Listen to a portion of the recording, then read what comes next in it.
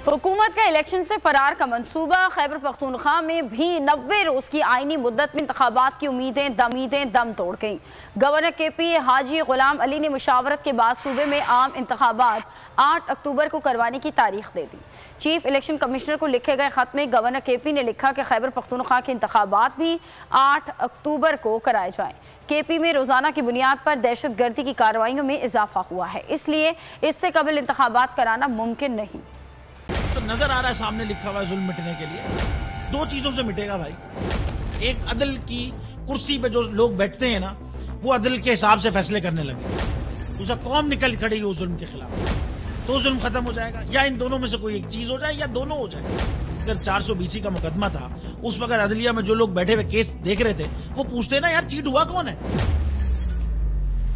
जब उनको दिखता कोई चीट नहीं, वो केस खत्म कर देते।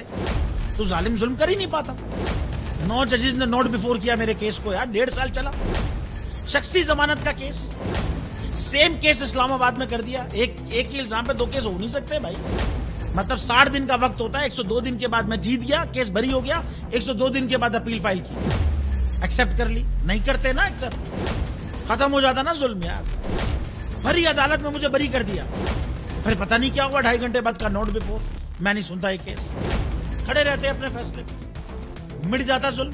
अल्लाह ताला ने बिठाया इस कुर्सी, इन कुर्सियों पे इनको यार, ये अल्लाह ताला की तरफ से फैसले करने हैं। तो या तो ये फैसले आएंगे, जुल्म मिट जाएगा, या कौम खड़ी हो जाएगी जुल्म के खिलाफ।